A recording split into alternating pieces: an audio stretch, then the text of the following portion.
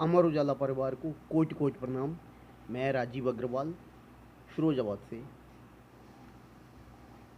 आज हम देखते हैं कि लोग हिंदी पूरी तरह ठीक से बोलना नहीं चाहते।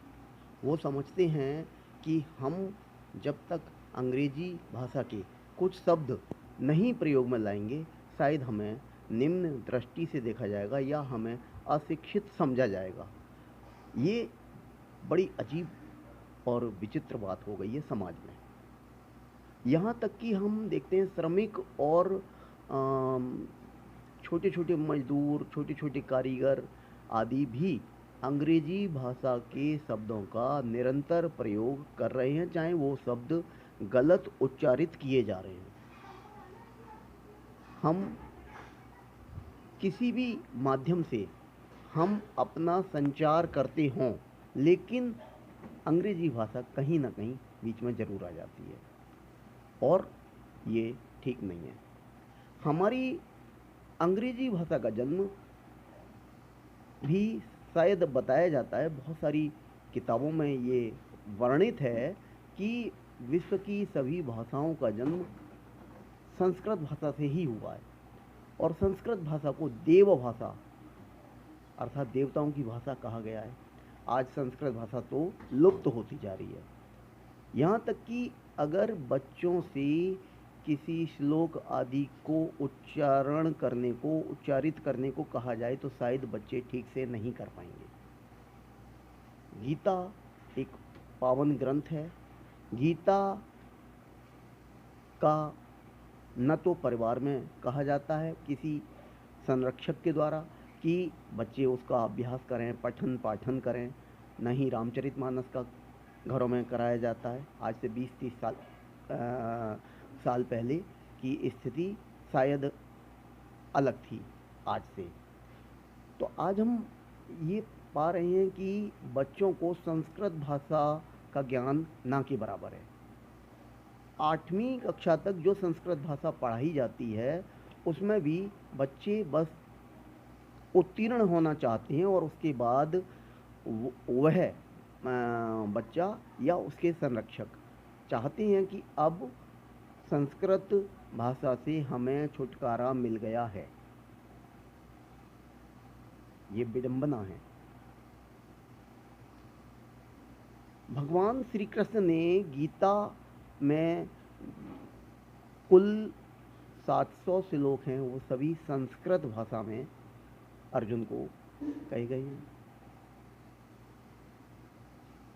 और मुझे चूँकि मैंने गीता को कई बार पढ़ा है तो मुझे कुछ श्लोक याद आ रहे हैं और मैं उनको आने वाली हमारी जो पीढ़ी है या इस समय जो यंग जो लोग कहते हैं कि हम यंग हैं, नहीं, आप युवा पीढ़ी कहिए, युवा पीढ़ी हैं, तो उस युवा पीढ़ी को मैं थोड़ा सा ये कहना चाहूँगा कि आप संस्कृत पढ़िए, हिंदी शुद्ध बोलना सीखिए, हिंदी के कठिन शब्दों को समझिए, वो सरल कैसे हो सकते हैं वो भी समझिए। पत्र आदि आप जो लिखते हैं उसमें हिंदी भाषा का प्रयोग कीजिए। भगवान श्री कृष्ण ने गीता में 9वें अध्याय में, जैसा मुझे याद आ रहा है, 22वें श्लोक में बड़ा सुंदर श्लोक कहा है, अनन्याश्चिन्तयन्तो माम ये जना पर्युपासते तेषां नित्याभियुक्ता नाम योगक्षेमं वहाम्यहम्। हिंदी में इसका अर्थ है, जो अनन्य भाव से नित्य निरंतर मेरा स्मरण करता हुआ मुझे भजता है, हे अर्जुन, उस प्राणी के योगक्षेम का भार मैं स्वयं वहन करता हूँ, ऐसा भगवान ने कहा है। एक अन्य श्लोक में गीता के 6ठे अध्याय में 30वें श्लोक में भगवान ने कहा है, यो माम पश्यति सर्वत्र सर्वं च मयि पश्यति तस्या अहम न प्रणश्यामि स च मे न प्रणश्यति। इसका अर्थ है, जो प्राणी सब प्राणियों में मुझ वासुदेव को तथा मुझ वासुदेव में सब प्राणियों को देखता है, वह प्राणी मेरे लिए कभी अदृश्य नहीं होता और मैं उसके लिए कभी अदृश्य नहीं होता, ऐसा भगवान ने कहा। गीता के 18वें अध्याय में 66वें श्लोक में भगवान श्री कृष्ण ने अर्जुन से कहा, सर्वधर्मान परित्यज्य मामेकम शरणं व्रज अहम त्वा सर्व पापेभ्यो मोक्षयिष्यामि मा शुचः।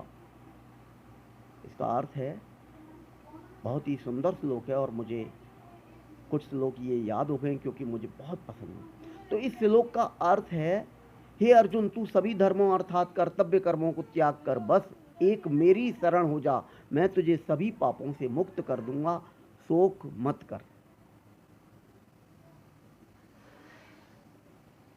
गीता के इन श्लोकों को पढ़ने से बड़ी मानसिक शांति प्राप्त होती है। गोस्वामी तुलसीदास जी ने भी हिंदी का ही एक रूप है अवधी भाषा, उसमें रामचरितमानस लिखी और वो सर्वत्र संसार में, विश्व में व्याप्त है।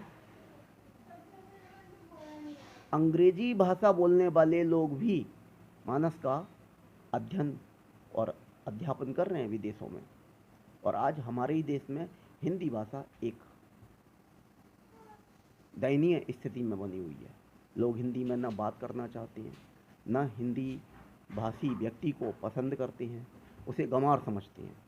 यह सोचना बिल्कुल गलत है और निंदनीय है कि हिंदी अगर कोई व्यक्ति बोलता है और उसे अंग्रेजी भाषा का अगर ज्ञान नहीं है तो वो कतई किसी भी दृष्टि से निम्न नहीं है, बल्कि हमें उसका सम्मान करना चाहिए कि वो हिंदी अच्छी जानता है, अपना सारा काम बोलचाल का या लिखित कोई कार्य है वो हिंदी में करता है। तो ये गर्व का विषय है।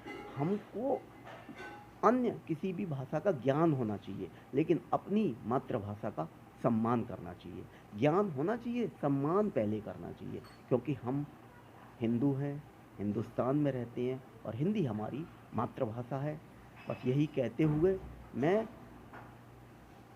आप सभी से, जो मुझे देख रहे हैं, उनसे कहना चाहूँगा कि हिंदी भाषा का सम्मान करें और दूसरी भाषाओं का अगर आपको ज्ञान है तो उसका कतई गर्व न करें। हिंदी भाषा का सम्मान करते हुए हिंदी में बोलने का गर्व करें और दूसरे हिंदी बोलने वालों को भी प्रोत्साहित करें। बस मुझे यही कहना है। धन्यवाद, कोटि सह धन्यवाद आप सभी को।